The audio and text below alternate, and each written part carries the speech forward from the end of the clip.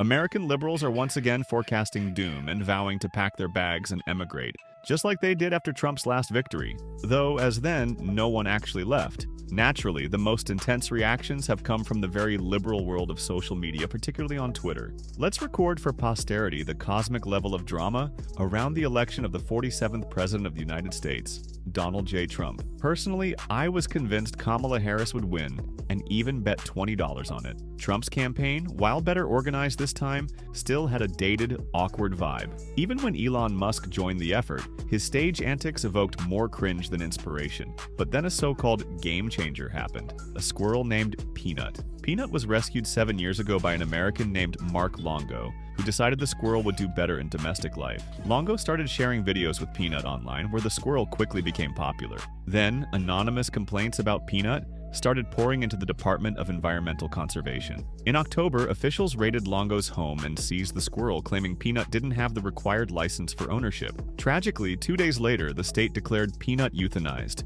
supposedly for biting an official. The internet's conservative side erupted. Elon Musk and Joe Rogan pushed Peanut as a symbol against government overreach, claiming the Democratic administration could barge into anyone's home and harm a pet over paperwork or firearm regulations. As bizarre as it sounds, this story seemed to have an impact on the election. Even left-leaning media raced to cover how conservatives united over this tragedy. Peanut became a rallying symbol, reaching even those previously apolitical. Along with this unlikely rallying point, other theories have emerged about Trump's success. In Pennsylvania, for example, the Amish unexpectedly came out to vote for him en masse, arriving at polling stations in horse-drawn carriages. Or maybe it's the woke progressives whose mere existence has driven some Democratic supporters to more conservative views. By the evening of November 5th, it was settled. Trump won the election decisively, fending off a female presidential candidate once more. But those who see his victory as the apocalypse are as vocal as ever. TikTok is flooded with tearful videos, and liberal Twitter users threatened to protest if the Orange Man won.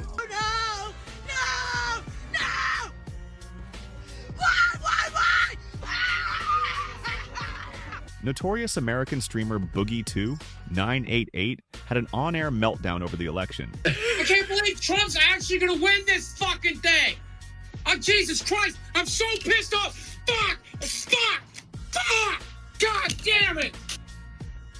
And Hassan Piker, another popular streamer, announced he would move to Japan in response to Trump's victory. Seemingly unaware, Japan is far more conservative than the US. Then there are the liberal women, who are furious that more men voted for Trump than for Harris, and are now planning a so-called sex boycott.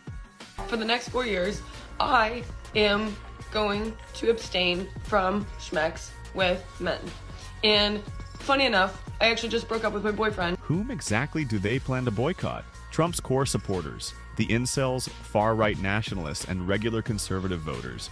The first group wasn't getting any attention in the dating scene anyway, so this talk doesn't affect them. The second group prefers femboys over women, and the third group typically already has a wife and 5 kids, all of whom likely support Trump too.